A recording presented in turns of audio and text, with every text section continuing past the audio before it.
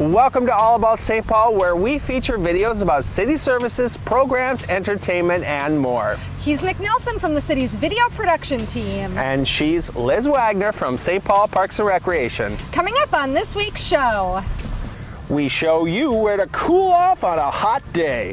A Chinese garden is coming to St. Paul. One-of-a-kind artwork at Como Zoo. Butterflies and bees are buzzing. Get your workout in, outside. We'll have all of that and more coming up on All About St. Paul. We're here today at Phalen Regional Park. Phalen Park features a beach, a picnic area, fishing pier, golf course, and more. Soon, Phalen Park will be home to an authentic Chinese garden. We'll have more on that in just a bit. Behind us is Phalen Beach. Recently, we ran into a real beach bum here. That guy knew about all the great places to swim and splash in St. Paul. Let's take a look.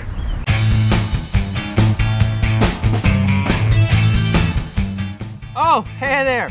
Just toasting at one of my favorite places in St. Paul, Lake Phalen Beach. You know, St. Paul Parks and Recreation has a lot of places to swim, splash, or just hang out and read a magazine. In fact, there's a great article in here about Lake Phalen Beach. There's plenty of sand to spread out at this beach on the shores of Lake Phalen in Phalen Regional Park on the city's east side. Phalen Park Beach is open from 1 p.m. to 7 p.m. daily, and admission is free. The beach features a swim dock and volleyball court, and there are locker rooms in the beach house. A team of professionally trained lifeguards is on duty to help keep you safe and having a great time.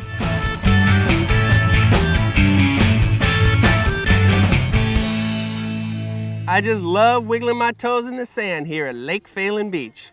You know, even if the weather isn't perfect outside, there's always fun inside at this place, Great River Water Park.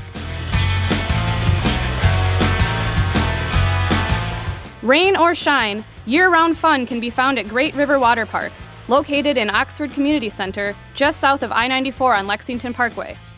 Here, you'll find a shallow-depth children's activity area adjoining 2 large water slides. There's also a 25-yard, 8-lane lap pool complete with diving board. Great River Water Park features a sauna, locker rooms, concessions, and more. Trained aquatic staff offer swim lessons and water aerobics. For hours of operation and complete pricing info, click on the aquatics link at stpaul.gov/parks, and we'll see you at St. Paul's only indoor aquatic facility.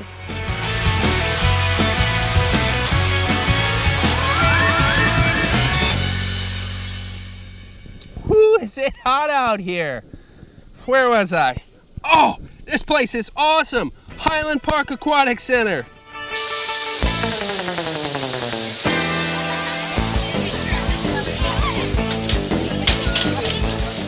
Just south of Montreal on Edgecombe, near the Highland Golf Courses, you'll find the city's original aquatic fun center.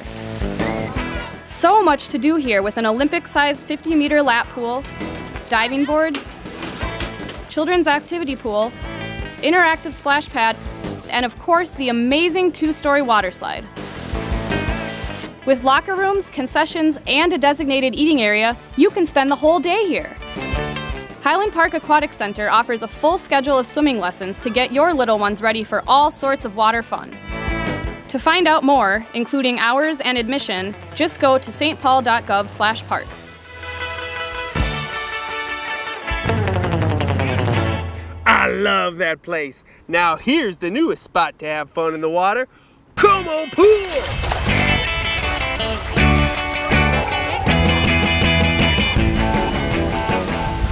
Roman pergolas and natural stone await you at Como Regional Park Pool. Along with a children's activity area and 25-meter, 6-lane lap pool, you'll discover unique features at the city's newest water park. For some, it's a game of basketball. For others, you can't beat a float down the lazy river. But for many, the destination has to be the aquatic zip line. Just like other locations, you'll find locker rooms and concessions, and swim lessons and water aerobics are available. Hours and pricing online. Located among so many Como amenities, Como Regional Park Pool is a destination all its own. Wow, St. Paul Parks and Recreation sure has a lot of places to swim and have fun. It says, for more information, go to stpaul.gov/parks and click on aquatics. That dude is totally awesome. Another thing that's going to be awesome is what they're doing just up the road here at Phalen Park. Liz has more. On the shores of Lake Phalen, just north of the picnic pavilion, the Phalen Regional Park China Garden is under construction now. Here to tell us about it is Brian Murphy, a landscape architect with St. Paul Parks and Recreation. Brian, what will visitors see at the China Garden? Hi Liz. In 2018 we are constructing the first phase of the China Garden, and what visitors will see this year is a replica of the Aiwan Pavilion in Changsha, China. Changsha is our sister city with St. Paul, and the replica is about 20 feet by 20 feet square, 35 feet tall. Another element that people will see is the Hmong Heritage Wall, which will be right alongside the Xiangjiang Pavilion, as it'll be referred to here in Minnesota.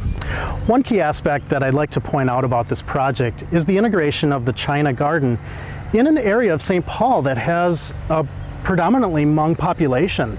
What people may not realize is that the Hmong population that we have here in St. Paul, their ancestors came from a village just outside of Changsha, China.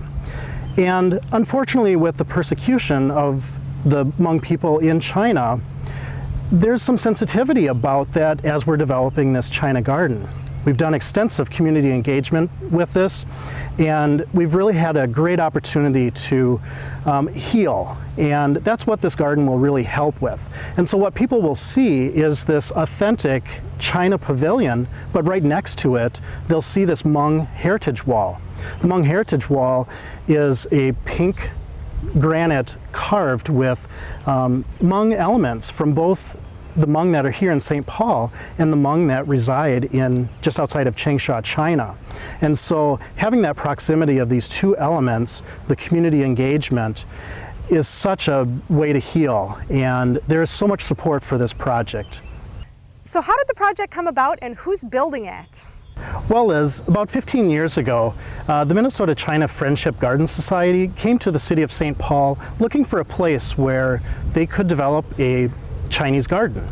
We took them around to a number of different locations in St. Paul, and when we came to Phalen, where we're standing now, there was a real commitment to this site. And so this site at Phalen was really a perfect area for the China Garden. And fast forward those 15 years, we now have a master plan for this park, for the China Garden, and the Minnesota-China Friendship Garden Society has done fundraising to build this first phase. One very interesting aspect of this project is the China Pavilion, the Xiangjiang Pavilion, was built in China. In about February, they started constructing the pavilion. They hand-carved timber and stone and assembled it entirely in Changsha. They disassembled it, put it into containers, and right now the pavilion is en route to the United States. The government in Changsha will be sending over 12 artisans. They will be assisting our local contractor in the reproduction of this pavilion. So what is the timeline for the project, and is there a way for folks to get involved? On July 10th, we expect the building materials to arrive in St. Paul. Those materials will be unloaded from the shipping containers, and the local contractor and the Chinese artisans will start the process of building this. So we'll wrap this up in September, October, and we'll be looking for a grand opening celebration after that. And if people would like to follow this process, we have a current project website. Just do a search for St. Paul Changsha China Friendship Garden on the City of St. Paul's website. You can get current information there. The Minnesota-China Friendship Garden Society also has a web page with updates on that and a location for donations that will help us with future phases.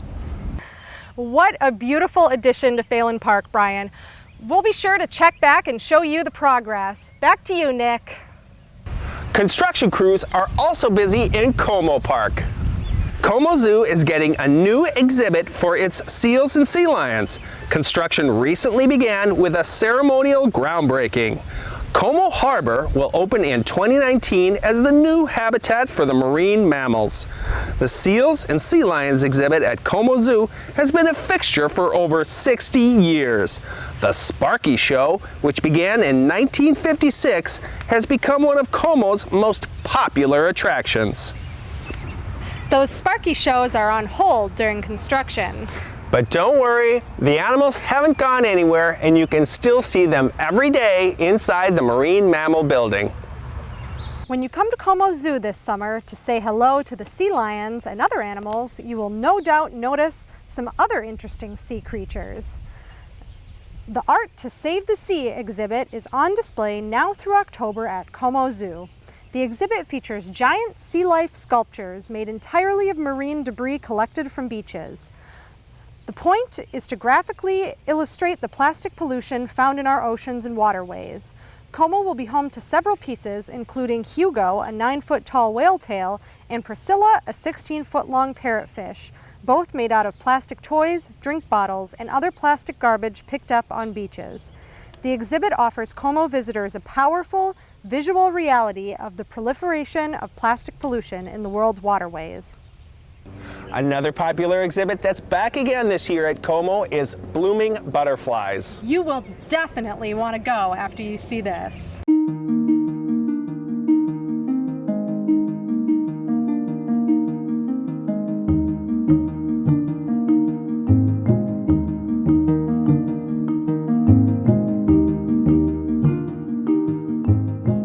This is just a spectacular exhibit. Kids are going to love it. Older people are going to love it. It's just a fantastic place to come and relax and watch the beauty of nature at its finest.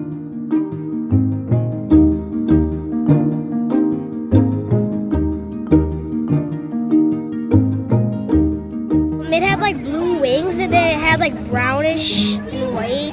One was aqua and I like that one. One was blue. The big one where it has purple on the wings and it's brown.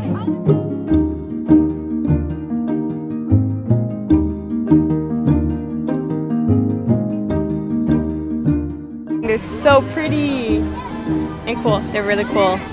Oh man, a lot of butterflies. A lot of butterflies. Beautiful butterflies, yeah. I like the butterflies.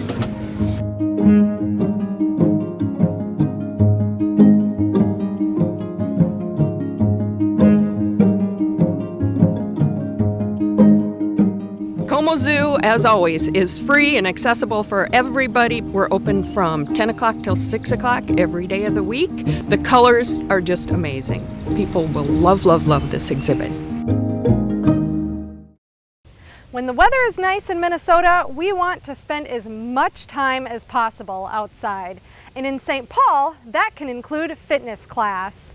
Nick has found someone to tell us more. That's right, Liz. I'm here with Alexandra, an instructor with St. Paul Parks and Recreation's Fitness in the Parks. Alex, talk a little bit about the program. Well, we're really excited about the program that we're offering here, and Fitness in the Parks is a structured program, but still allows everybody to come and take fitness classes for free, especially the different classes that we offer. So we're offering yoga, Pilates, HIIT classes, which are 30 minutes in length, so it allows you to get a good intense workout without all the time. We also offer Pilates. We have some different private studios that are also coming in, and they're giving their classes away for free. And so we're trying to encourage the community to come out, exercise, make use of the parks, and have a great time, and everything is free. So we're really trying to get the community moving and get everybody going. It's an exciting program. So how can people participate? Do they just show up? They do. They just show up, bring a mat, bring water, bring your towel.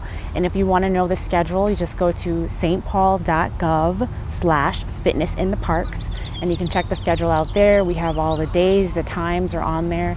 If classes are ever canceled, the director, Katie Foss, will post that on the actual website 30 minutes before the class so that you know if it's rain or the instructor is sick.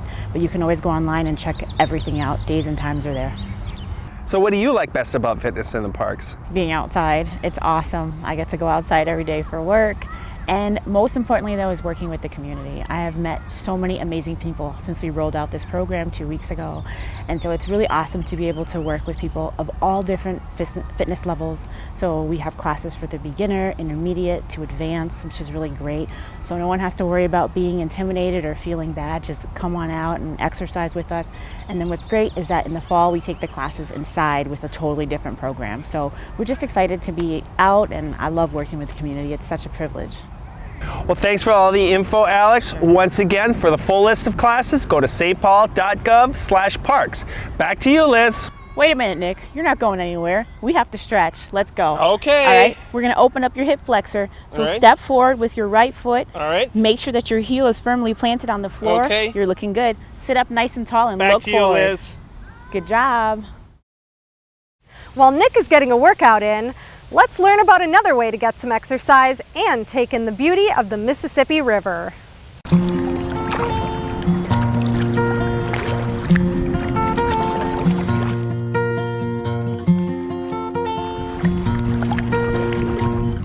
Paddle Share is a first-of-a-kind kayak sharing program in a national park in the Mississippi National River and Recreation Area. The way you get a kayak is to go on paddleshare.org. You pay with a credit card, sign a waiver, and once you've done that, you will get an email or a text with a code that opens all of your equipment at the Paddleshare station in Hidden Falls.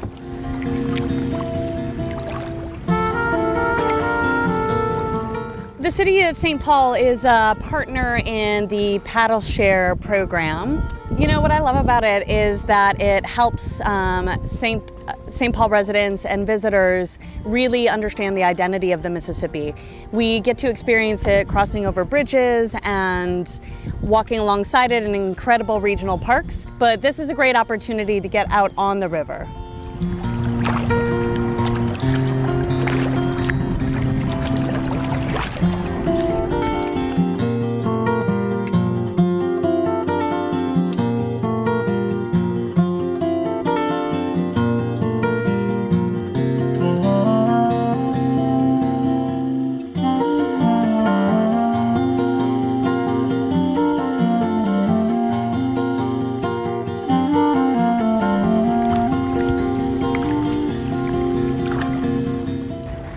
The Mississippi National River and Recreation Area is an urban national park. It was designated by Congress in 1988. There is a vision in our plan for a continuous trail and open space corridor that gets people to the river on both sides of the river. And I think this Paddle Share program is another example of how we are setting the pace for new kinds of recreational opportunities on a river.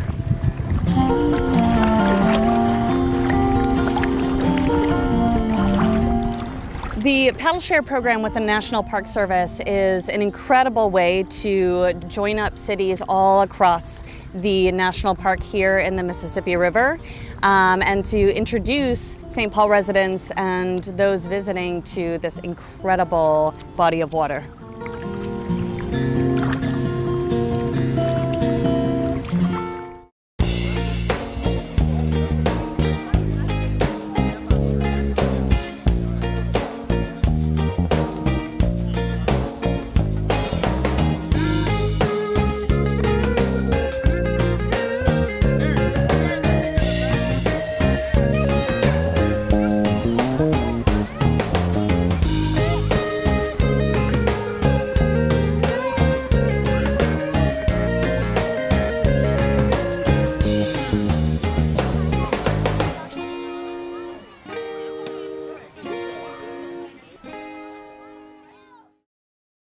Another great public safety event is the annual Safety Camp. Kids from ages 6 to 12 spend 2 days learning important public safety information and having fun. Check out this next video for a preview of the event and sign up now. School's out for the summer, but learning never stops. Just ask these kids. I learned that you should stop, drop, and roll. Make signals when you're on the highway, like stop and turn. Make your campfire 10 paces away from your tent. That's just a portion of what they learned at Safety Camp.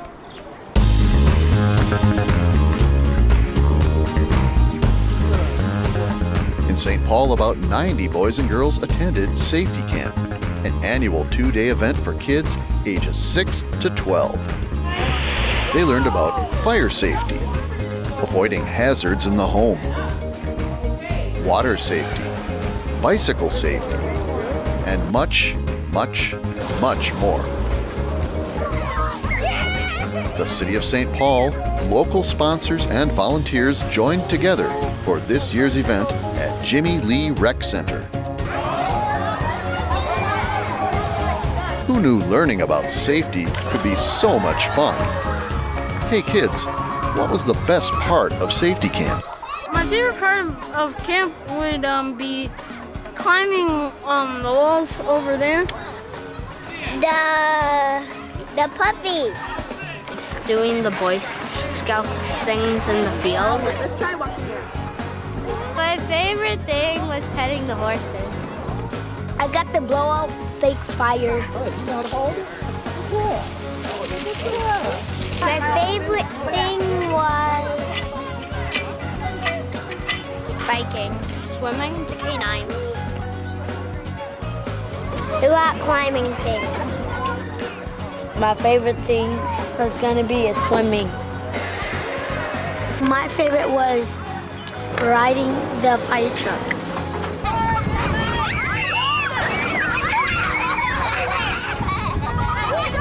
I don't really have a favorite. I like everything. I really like Safety Camp because I'm meeting new people at all times. Making new friends, having fun, and learning how to be safe. Sounds great. So, what do the rest of the kids think? Contact St. Paul Parks and Recreation for more information about Safety Camp. The next Safety Camp happens July 12th and 13th. Space is still available, so sign up now. Thanks for joining us. That's our show for now. As usual, you can find all the city's videos online at youtube.com/stpaulgov. See you next time.